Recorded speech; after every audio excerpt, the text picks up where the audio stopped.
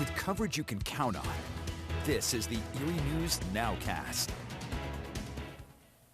Good evening, I'm Kristen Allen. Thanks so much for joining us for tonight's edition of the Erie News NOWCAST. As we're a day away from Thanksgiving, Erie County Executive Kathy Dahlkemper says her concern over COVID-19 in the county is growing. We learned today there's been 31 COVID-19 related deaths in Erie County since last county news briefing on November 10th. Right now, the county is averaging about 2 COVID-19 deaths per day.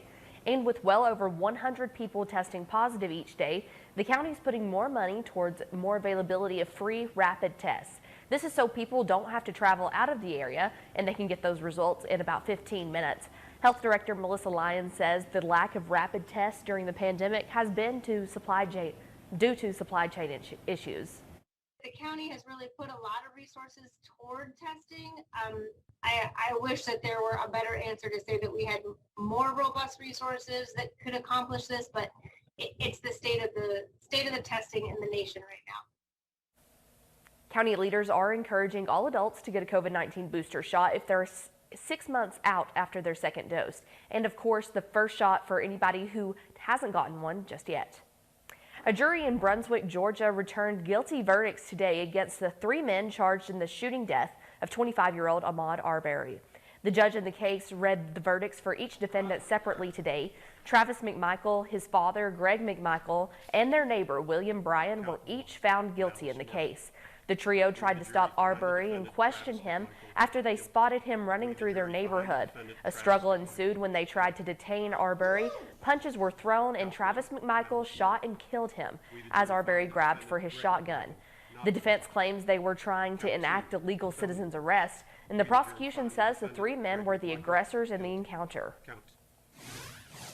Well, it's back to business today for the Burton Quinn Scott Funeral Home after a fire broke out there last night in the crematorium. The president of the funeral home said today was all about cleaning up and getting things back to normal and taking care of their customers. Following a fire in the chimney and roof of the funeral home at 10th and Cherry Streets in Erie. He tells us funerals will proceed as normal, and at this time, since their crematorium cannot be used, they will rely on other funeral homes for cremations. The damage is really to the outside and to the crematory stack. We have very little damage on the inside, so it is business as usual. We were able to take care of all the people that we're taking care of. Nice to see it's back to normal there, and Burton also said no employees were hurt and the remains of all the people they were caring for are safe. And continuing coverage tonight of a story we've been following for months now, an inside look at Erie's infrastructure, parts of which are falling apart. Parts of Erie's sewer system are more than 100 years old, being installed in the late 1800s and early 1900s. They've been largely untouched since, and now they're washing away, destabilizing the ground and putting lives at risk.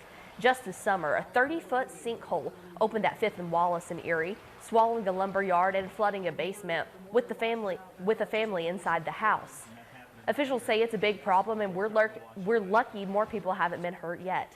Our Ethan Kibbe has an inside look at Erie's infrastructure tonight on Erie News Now at 11. In Crawford County today, after reviewing thousands of write-in ballots over the last 3 weeks, the results of November's election are official. And come January, the city of Meadville will have its first female mayor.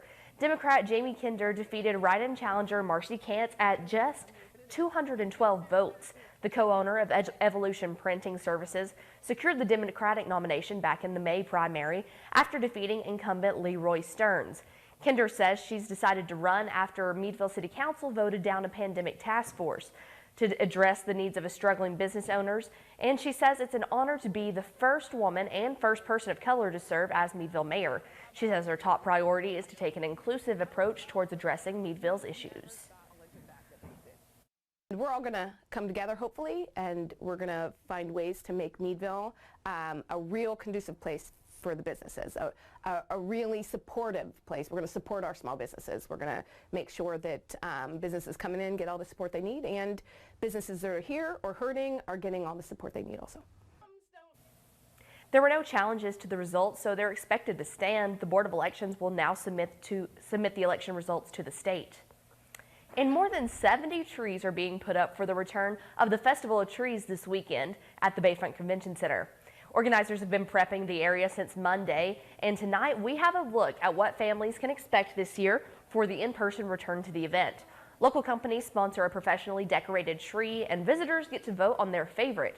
The 2021 Festival of Trees benefits the St. Vincent Hospital and Children's Miracle Network.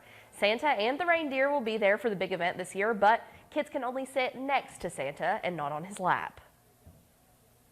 Every year it's so much fun to just watch different generations talking to each other, picking out their favorite tree, interacting in Santa's castle, riding the train. It's just nice to see the whole family experience. The Festival of Trees runs through Friday through Sunday, 9 a.m. to 8 p.m., Friday and Saturday, and 9 a.m. to 5 p.m. on Sunday.